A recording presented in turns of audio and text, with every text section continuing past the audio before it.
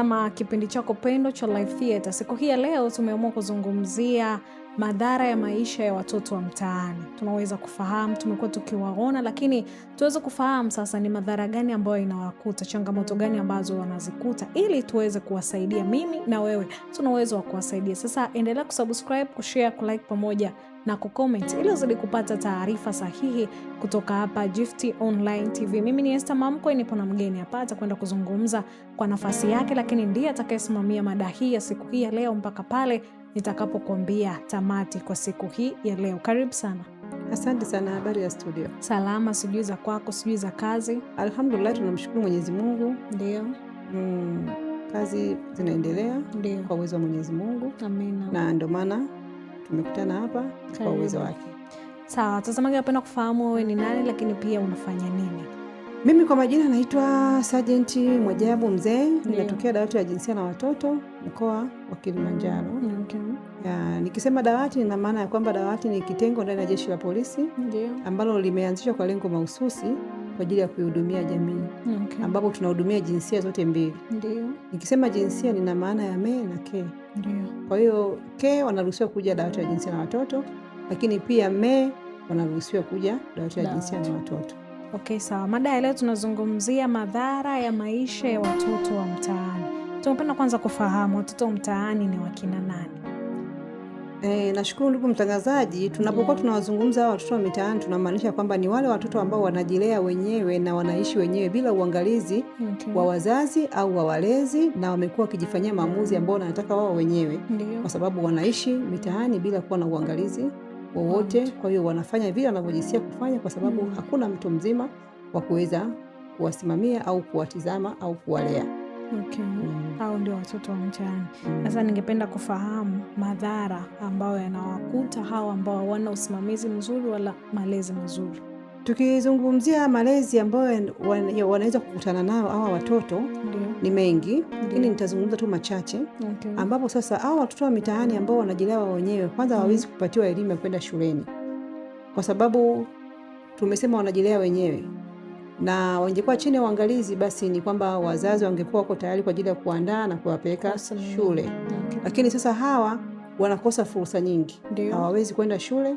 Okay. Lakini pia madhara yao makubwa pia wanaweza wakaingia katika masuala ya watoto wa mitaani, wanajiingiza katika masuala ya madawa ya kulevya. Ndio. Wanapokuwa wamejiingiza katika madawa ya kulevya kwa sababu wanakutana na malika tofauti tofauti. Okay. Na yale malika tofauti tofauti yanawasababisha wao kujiingiza katika masuala ya uvutaji bangi. Ndio.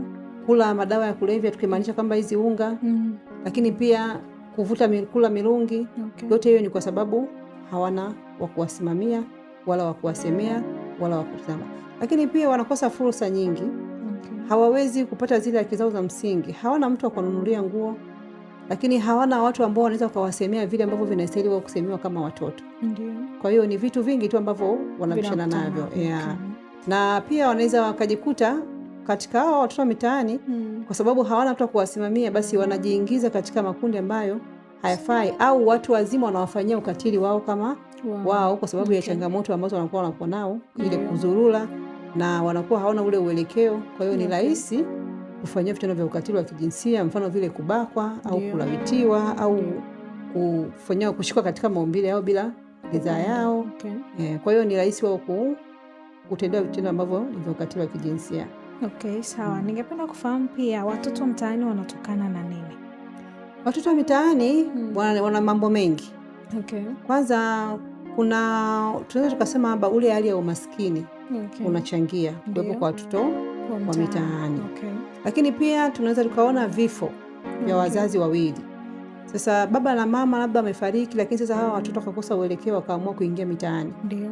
Lakini pia kuwatesa hawa watoto labda katika familia walikuwa wanaishi kama familia, lakini bahati mbaya sasa wale wazazi au walezi ambao wanaishi nao labda kuwafanyia manyanyaso.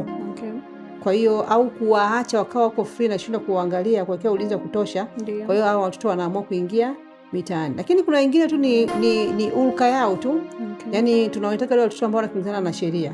Kwa hiyo yeye hata umlee vizuri, umfanye nini, lakini bado pia atataka tu kutoka kwa sababu ya kufuata ule mkumbo. Maana kuna baadhi ambao wanafuata marafiki. akiangalia labda mimi rafiki yangu yeye ni mtoto wa mitaani, na yeye akiangalia sasa labda hawa wenzangu mbona wana nafasi kubwa, wako uhuru. Wale wako uhuru kwa sababu wanajilea wenyewe. Na yeye ipo katika familia ambayo mtoto analelewa katika chini ya uangalizi na kuambiwa kwamba anawekewa mipaka kwamba saa ngapi lazima uwe nyumbani. Sasa yeye anajikuta anashindwa, anaamua kuingia mitaani kwa kufuata marafiki zake. Lakini pia kukosa elimu. Ile kukosa elimu kwamba labda kutokana labda na wewe ukifanya hivi ukienda huku unakuwa unajitafutia matatizo mengine. Labda unaweza ukavumilia katika familia, labda umeona unaishi labda na mama wa kambo au baba wa kambo anakufanyia kitendo cha ukatili wa kijinsia. Basi ni vyema ukaenda dawati la jinsia au kwa balozi au kwa mwenyekiti wa mtaa na kumwambia ile taarifa ambayo wewe unayo, lakini yeye anaona hawezi kutokana na kule kukosa labda elimu au uelewa.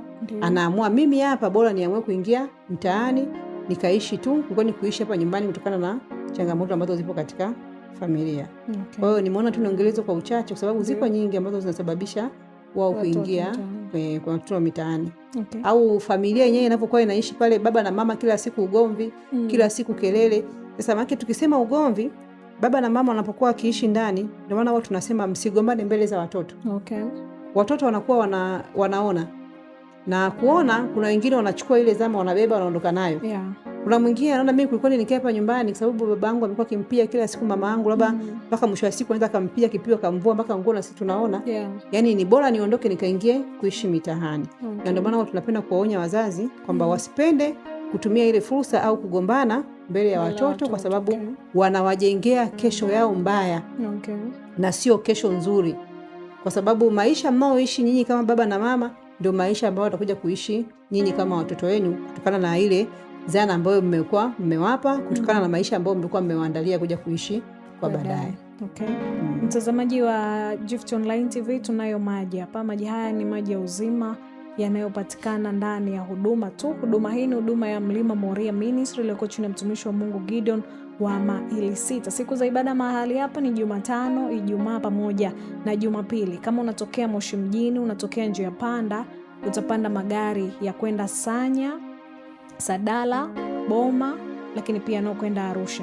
Utashukia kituo cha mashine, utakuta bango kubwa la ratiba za ibada ambayo utaingia na njia hiyo. Lakini pia kama unatokea Arusha, Sadala, unapanda pia magari yanayokwenda mjini, utashukia kituo cha mashine, kuna bango kubwa la ratiba za ibada ambapo hapo ndipo huduma ya Mlima Moria inapatikana. Nikukumbushe tu maji haya hayawezi kupatikana nje ya huduma ila tu ndani ya huduma ya Mlima Moria Ministry iliyoko chini ya mtumishi wa Mungu Gideon wa maili 6. Sasa ni kuendelea kuambia kwamba tunazungumza mada ambayo inasema madhara ya maisha ya watoto mtaani. Tumeelekezwa hapa, tumeambiwa kwamba pia familia, wazazi, msipende kugombana mbele ya watoto kwa sababu mnawajengea taswira mbaya, pengine wataishi nayo ama itawadhalimu kutoka hapo kwenda kuishi mtaani. Kwa hiyo endelea kutufuatilia, changia mada yako, tuma ujumbe wako kama unauliza swali ama unachangia mada, uwanja ni wa kwako. Ningependa kufahamu kama kuelewa tufanye nini sasa kama wazazi, kama walezi, ili kutoa ama kupunguza ongezeko la watoto mtaani. Mimi nadhani tukizungumza familia, maana wale watoto wa mitaani tayari ni familia. Ndio. Hawajajileta wenyewe hapa duniani. Walizaliwa na baba na mama yao. Ndio. Lakini katika yale maisha ambao wanaishi nyumbani, sasa wazazi tunatakiwa tuwafundishe maadili yaliyo mema watoto. Tunapokuwa tumeanza nao ni wadogo, walikuwa hawajielewi, walikuwa hawajitambui. Lakini nimeshasema kwamba siku zote makuzi na malezi yanaanzia wapi? Yanaanzia nyumbani. Kwa hiyo wewe unapomchukulia mtoto wako ndivyo atakavyokuwa. Ndio.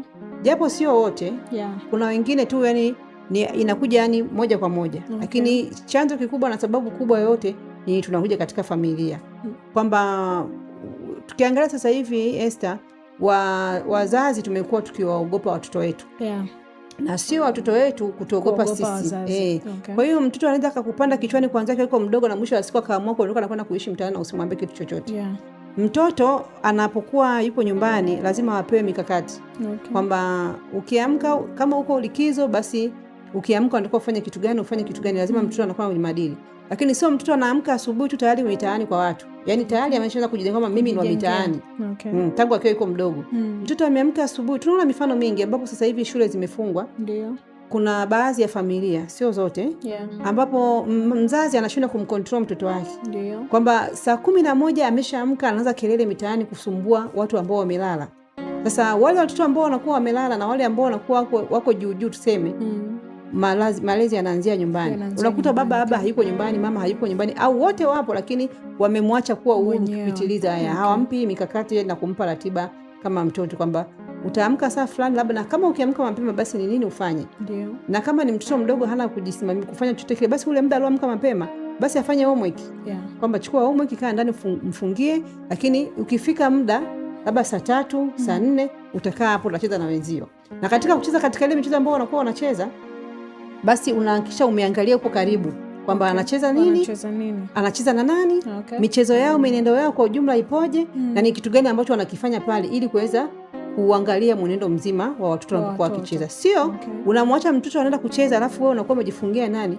Kuna tabia ambazo zinakuwa zinaendelea sio nzuri, ambazo mtoto anazichukua kidogo kidogo, na mwisho wa siku anajikuta hataki kuishi tena kwenye nyumba yako, anataka kwenda kuishi mitaani. Lakini ugomvi wa mara kwa mara wa wazazi nimeshauelezea hapo. Tuache, tuupunguze, ikiwezekana tuache kabisa, ili tuweze kuwajenga hao watoto waweze kuja kuwa na maisha ambayo mazuri, ambayo yanaweza kujitegemea na kuishi katika hali ya furaha na katika hali ya amani. Kwa hiyo pia ugomvi wa mara kwa mara unasababisha ile migogoro, ambapo mwisho wa siku baba na mama wanafikia tu kuachana. Sasa ile kuachana, watoto tumeshasema wanaingia wapi? Mitaani. Kwa hiyo sisi kama wazazi, hebu tujaribu kuishi kwa kuwatizama watoto wetu wa kesho. Kesho yao inakuwaje?